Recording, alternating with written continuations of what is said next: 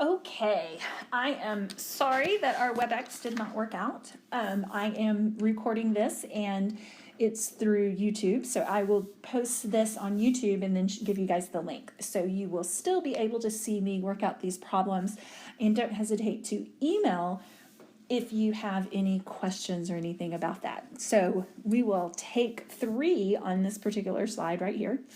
A couple of things that I want to point out. We are focusing on this quadratics, and what makes a quadratic is that it is raised to the second power. So if you notice anything that has x to the second power, we are talking about a polynomial, and specifically a quadratic polynomial, because it's raised to the second power. Over here on the right, I have the picture of a quadratic, and we are looking for the solutions of that quadratic. And when we are looking for those solutions, we are looking for where that crosses the x-axis. Sometimes those are called solutions. Those could be called zeros, x-intercepts, or they could be called roots. Any of those things could happen. You can solve a quadratic in 3 ways. You can solve it by factoring. You could solve it by the quadratic formula or by completing the square. And it doesn't matter which way you choose to do it, you would still get the same answer no matter which way you do it. The one thing that is important is that not everything can be factored, and we are going to look at a couple of problems like that today where they are not factorable. So I would encourage you to definitely know how to factor. You want to be able to factor and solve problems by factoring, and then you need to be sure to either be able to do the quadratic formula or completing the square. You definitely want to know how to do one of those. Most students choose the quadratic formula, and that's okay. Okay, so I am going to erase this because I know on our WebEx we kind of got stuck right here. So we are starting with 2x squared minus x equals 3. 2x squared minus x equals 3. So the first thing that I'm going to do is I am going to put it into standard form. And what that means is I am going to set it equal to 0. So I'm going to have 2x squared minus x minus 3 equals 0. Okay, now I am going to multiply my a value times my c value, and I'm going to get negative 6. So the numbers that I am looking for multiplied together are going to give me negative 6, and my sum is going to be negative 1. So I'm looking for 2 numbers multiplied together that give me negative 6, and 2 numbers added together give me negative 1. And so those numbers are going to be negative 3 and positive 2, because negative 3 times positive 2 is going to be negative 6. Negative 3 plus positive 2 is going to be negative 1. So now what I'm going to do is I am going to split that middle term right here, that middle term. So I'm going to have 2x squared. I'm keeping my first term. Okay. Then I have got plus 2x minus 3x minus 3. So if I take 2x minus 3x, then I get negative 1x. So I have just split that b term right there. Now I'm going to factor. So my first 2, I'm going to take out 2x. Okay. And then my second 2, I'm going to take out a minus 3. And this is where that factoring comes in. So I have 2x minus 3 and x plus 1. Okay, 2x minus 3 and x plus 1. Okay, so now I set each one of those equal to 0. And I continue to solve. So I have 2x equals 3. And so one of my values is x equals 3 over 2. And my other value is x equals negative 1. Okay, so the solutions to this quadratic are x equals -1 and x equals 3/2. That is where my quadratic crosses the x-axis. And so this is solving a quadratic by factoring. Solving a quadratic by factoring. Okay, now the next one we're going to do is we're going to do the quadratic formula. And the quadratic formula, and I don't have a problem written down, so let me write down a problem. Okay, so I've got 2x squared minus 1 equals 3x. Okay, so I always try to factor first. And so if I put this in standard form, I've got to bring my 3x over. So I am going to subtract 3x from both sides. Okay, so I've got 2x squared minus 3x minus 1 equals 0. Okay, so I've put it in standard form. From standard form, I then have to identify my a, b, and c. So my a is my value that's in front of the x squared, and it's always going to be the value that's in front of the variable squared. My b is always going to be the coefficient in front of the x, or the x to the first power. And my c is always going to be my constant. That -1 is my c. Now I'm going to take each one of these values and I'm going to plug it into the quadratic formula. Now you will probably end up memorizing the quadratic formula. Okay? But it is something that I will give you on your test. You don't have to have it memorized, but you will most likely use it so much that you will end up memorizing it. So I am going to plug in -3 for b, 2 for a, and -1 for c.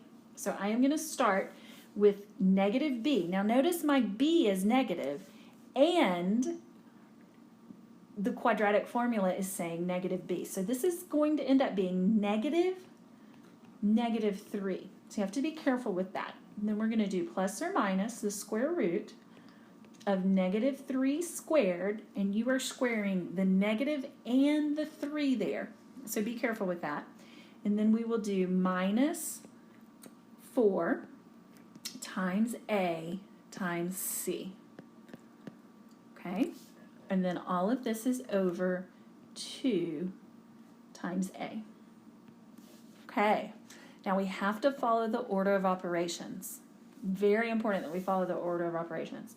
Our -3 becomes +3. And then we want to simplify everything inside of our square root. And that's called our discriminant. Whatever's inside our square root is called our discriminant. So here I've got -3 squared. The negative and the 3 is being squared. So that gives me +9. Okay, and then I have minus 4 times 2 times -1.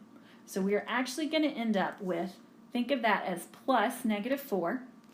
So I have -4 times 2, which is -8. -8 times -1 is +8. So that is going to be 9 plus 8. Okay, so you have to be careful with those negative signs. And all of that's going to be over 4.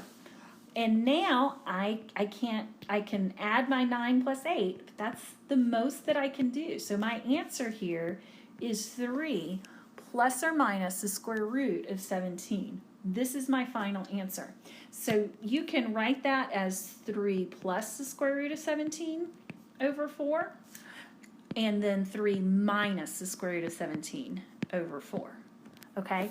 Or you can leave it as 3 plus or minus the square root of 17 over 4. Okay? Okay. Now, so this is solving the quadratic using the quadratic formula. Now, we could not have solved this by factoring because this 2x squared minus 3x minus 1, it doesn't factor. So if I tried to factor it, okay, my product that I would have been looking for would be -2, and my sum that I would have been looking for would have been -3. And there are not two numbers that you can multiply together to get -2 that will add together to get -3. Okay, so you have to be careful with that. So that's why this one cannot be factored. So this is a situation where you have to solve it by either the quadratic formula or completing the square. And I'm going to do an example with completing the square next. One of the things that makes completing the square difficult with this particular one is that our A is not 1. So this value right here is not 1. And this right here is odd.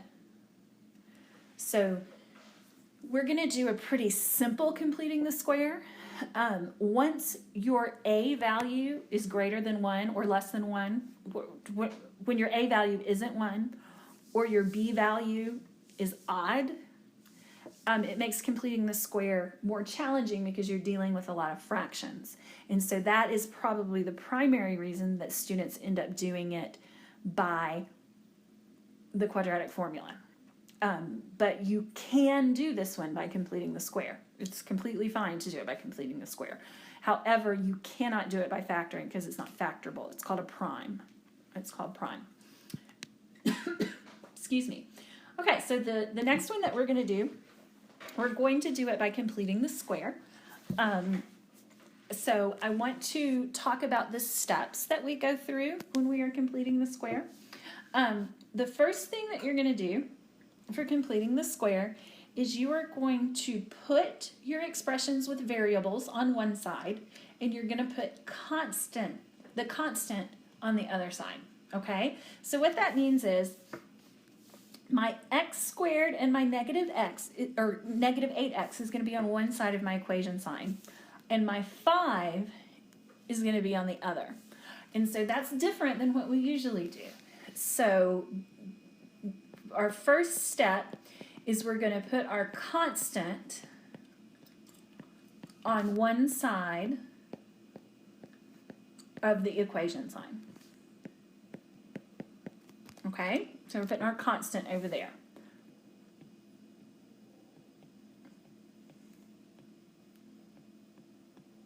Okay, the second thing is you've got to make sure your A value must be 1.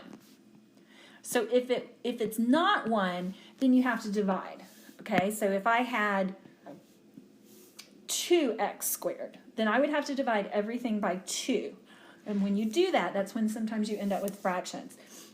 So that is the second part of completing the square that you have to be sure that you're doing, is that your A value is 1.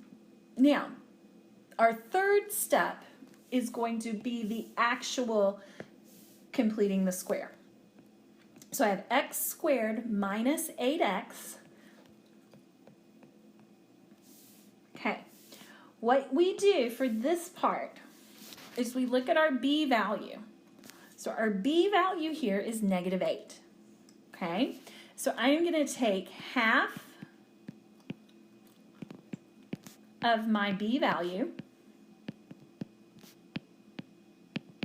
Okay, my b value is -8. Half of that would be -4, and I'm going to square it.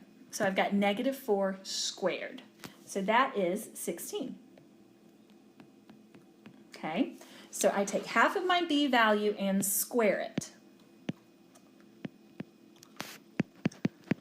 And at that point, I add the square to both sides.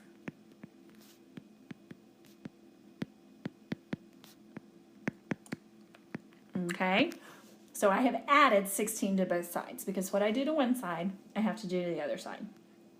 Okay, my next step then is to factor.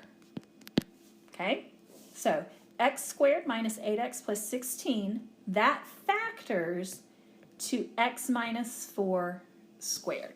So if I took x minus 4 squared and I FOILed it, x minus 4 times x minus 4, then I would get x squared minus 8x plus 16. That's what I would get. On my right-hand side of my equation, I have -5 plus 16, and that gives me 11. Okay, so my fifth step is I take the square root of both sides. And don't forget, when I take the square root, I have to have plus or minus. Okay? So the square root of x minus 4 squared is just x minus 4. Okay, so I take the square root of both sides.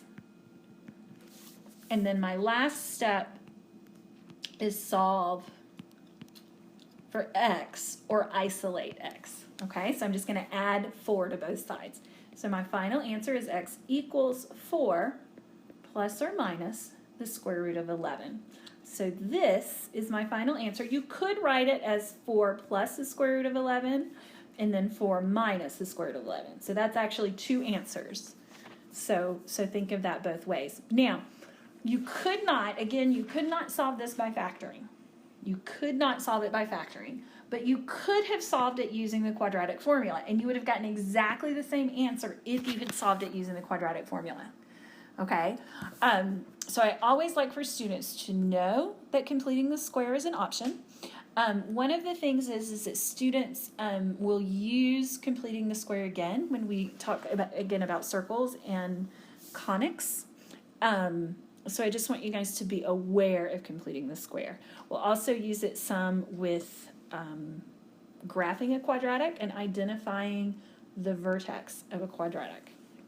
Okay, now just a few things that I want to remind you about your test. Be sure that your test for the first unit, that's on chapters 1 and 2, that's unit 1, is taken by Monday. Okay, that has to be taken by Monday. You should be, so our unit was over last Monday. So you really should be done with chapters 1 and 2 and well into chapter 3. Okay, summer moves very, very quickly, so I do not want you to get behind. So just kind of be aware of how quickly things are moving this summer. Okay, so try not to get behind. It's very, very important.